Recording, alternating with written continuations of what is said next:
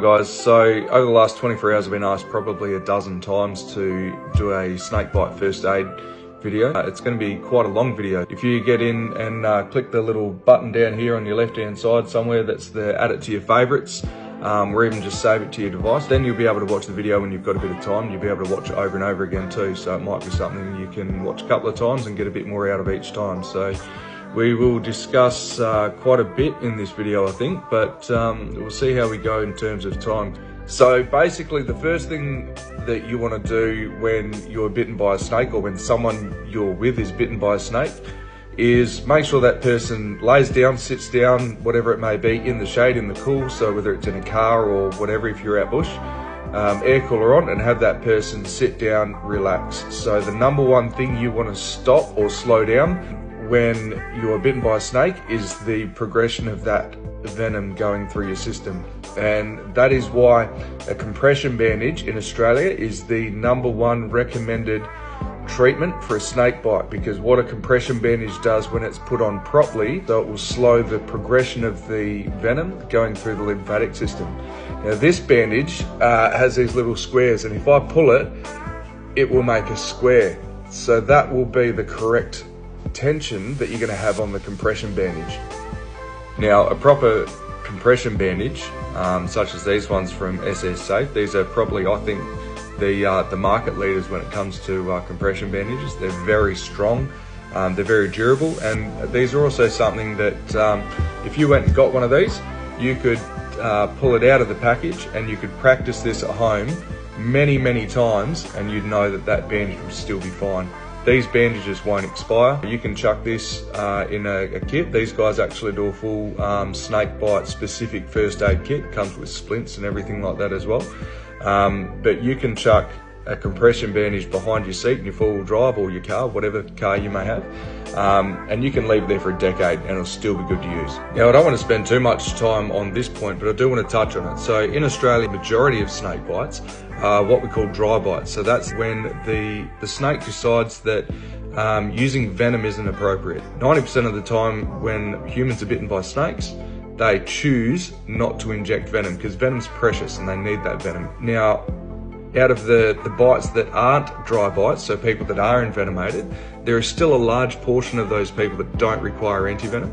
And there are even fewer people, again, I believe the current statistics, only about 1 or 2 people a year that actually die from snake bite. And those could be prevented as well if it were for correct first aid procedures and making sure we get people to a medical facility as soon as possible.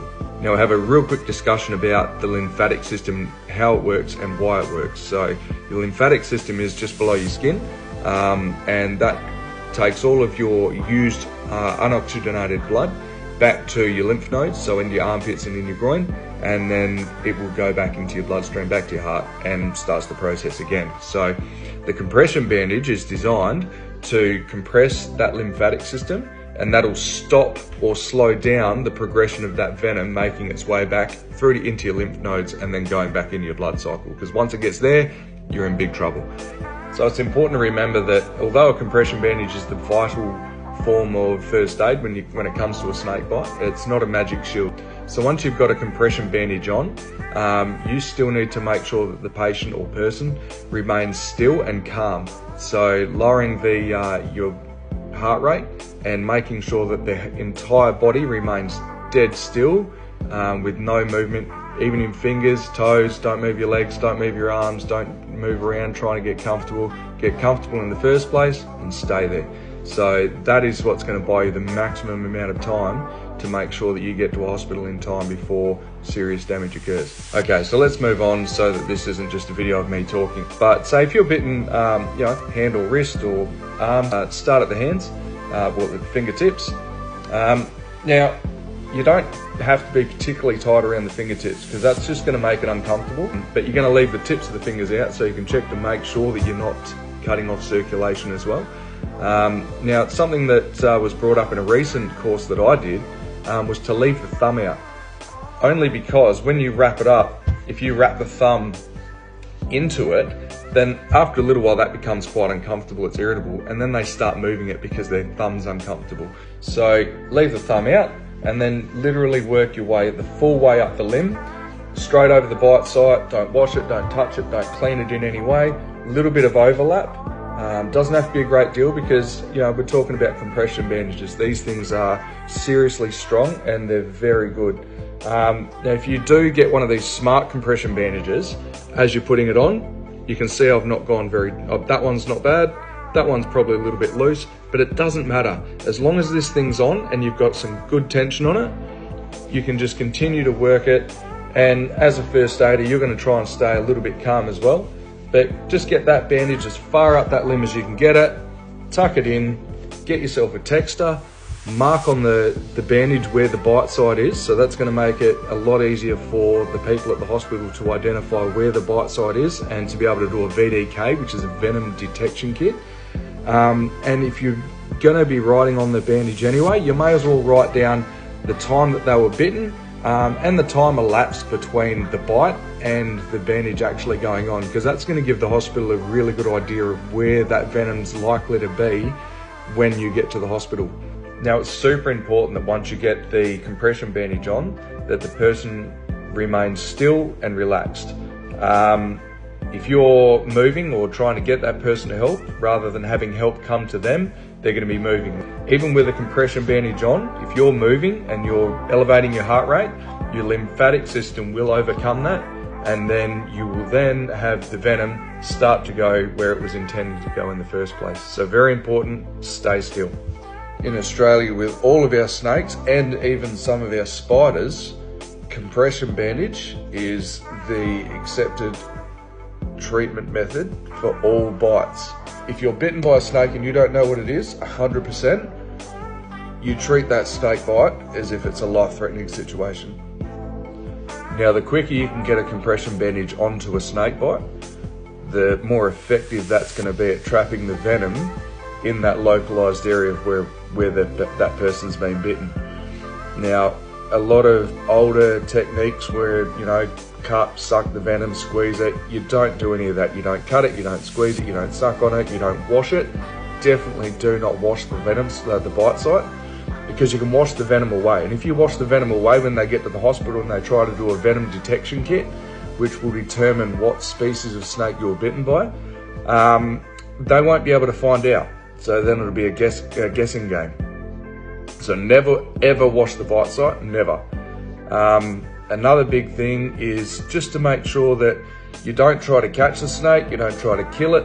Identifying the snake is never a be-all end-all of what's going to happen when you get to the hospital. So if you get a decent look at it, or even if you get a photo or a video of the snake, that video can be passed on to someone in the local area that knows what they're talking about, and they can identify the snake, which can help. But catching it or killing it or any of that is only going to put more people at risk, and then you could have multiple people that are bitten by the same snake. That's never going to be a good situation. Okay, well, I think I'm pretty much out of time, so this video is probably going to exceed 10 minutes by a fair bit, and I'm going to have to do a fair bit of editing to keep it a bit shorter in the time frame. Not all bites are envenomations. Most bites occur on limbs, so you know, the extremities of your arms and legs. We've covered the lymphatic system, what it is, how to take advantage of a compression bandage, and just to make sure that no one's in danger, no one else is in danger, apart from the person that's been bitten, of course. And, you know, make sure that you call 000 really quickly. So your response time for a snake bite between realising that someone's been bitten by a snake and having help arrive is going to be one of your biggest crucial factors in making sure that that person is okay. So I hope this has been a bit of help, and if you guys have more videos that you want me to do, feel free to shout out, let me know what you want to see. I'll be more than happy to do some videos on any other topics that you guys have that you want addressed as well. So a big part of this for me is education and making sure that people learn more about snakes. We can only teach people not to be afraid of things through education, and we can only teach people how to be safe through education. So if this video reaches and helps a few people and manage to get someone to keep a first aid kit in their car, and that potentially may save someone's life, that's my goal accomplished. Once again, guys, I hope you've enjoyed the video, and look, thanks for watching, and thanks for sharing it around.